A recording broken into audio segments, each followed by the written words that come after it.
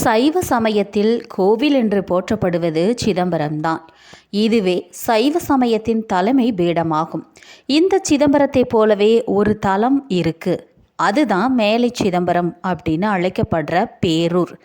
கோயம்புத்தூருக்கு மேற்கில் 7 கிலோமீட்டர் தொலைவில் அமைந்துள்ள இந்த தலம் எல்லா உயிர்களுக்கும் வீடு பேற்றை அளிக்கும் தலமாகும். மனிதர்களுக்கு மட்டும் இல்லைங்க, மரத்திற்கும் கூட முக்தி அளிக்கும் தலம் தான் இது. அதற்கு சாட்சியாக இத்தலத்தின் முன்புறத்திலேயே ஒரு புளிய மரம் இருக்குது. பல்லாண்டுகளை கடந்து வாழும் இம்மரத்தின் விதையை எடுத்து இன்னொரு இடத்துல விதைத்தால் அது முளைப்பதில்லை. இது பிறவா புளி அப்படின்னு சொல்லி போற்றப்படுது. இதே போல பல நூற்றாண்டுகளை கடந்து வாழும் பனை மரமும் இங்கு இருக்கு. இது இரவா பனை அப்படின்னு போற்றப்படுது. இறப்பும் பிறப்பும் இல்லாத முக்தியை தந்ததால் சுந்தரர் இத்தலத்து இறைவனை பேரூர் உறைவாய் பட்டி பெருமான் பிறவா நெறியானே அப்படின்னு பாடுறாரு. இப்படி பாடிய சுந்தரரே ஒருமுறை பொருள் வேண்டி இங்கு வரும்போது முக்தியை தரும் இத்தலத்தில் பொருள் செல்வத்தை தரக்கூடாது என்று கருதிய சிவபெருமான் அம்பிகையுடன் வேளாண் தம்பதியாக வேடம் தரித்து வயலில் விவசாயம் செய்ய சென்று விட்டார் அப்படிங்கிறது தல புராணம்.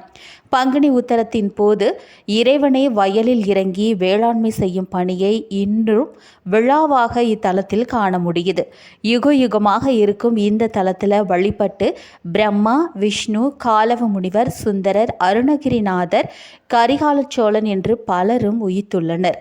பசுக்கள் மேயும் பட்டியிலிருந்து பசுவோட கால் குளம்படிப்பட்டு வெளிப்பட்ட காரணத்தால் பட்டீஸ்வரர் அப்படின்னு பெயரை தாங்கி அருளும் இந்த இறைவன் சிவலிங்கத்தின் மீது பசுவின் கால் குளம்படிப்பட்ட சுவடு இன்னும் இருக்கு. இப்படியாக இறைவன் எழுந்தருளி இருக்கும் இந்த தலம் ஒரு காலத்துல அரசவனமாய் இருந்தது. அதனால இது வடமொழியில் பலவனம் அப்படின்னு சொல்லியும் போற்றப்படுது. ஆலங்காட்டில் ஆடி தோற்ற காளிக்கு இந்த அரசங்காட்டில் இறைவன் பாத தரிசனம் தருகிறார்.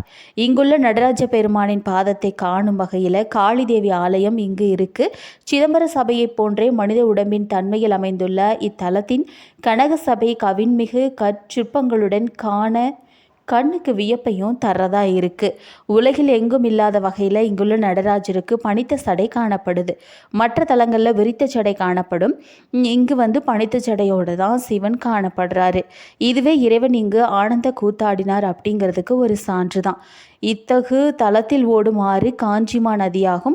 கங்கையில் நீராடிய பயனை நல்கும் இந்த ஆற்றில் மனித எலும்புகளை நம்ம போட்டோம்னா அவை கல்லா மாறிடுமா. மேலும் இவ்வூர் எல்லைக்குள்ளே இருக்க பசுஞ்சாணத்தில் என்னைக்குமே புழு அப்படிங்கிறதே உண்டாகாதாமா. இவ்வாறு எந்த நிலையிலும் நமக்கு முக்தி தரும் இந்த தலம் முக்தி தலங்களின் முடி மணியாக திகழ்கிறது அப்படின்னு சொன்னால் அது அந்த கோயிலுக்கு மிகையான விஷயமே கிடையாது. அதனால எல்லாரும் பேரூர் கோயிலில் போய் பட்டீஸ்வரனோட அருளை பெற்று நலமோட வாழணும்.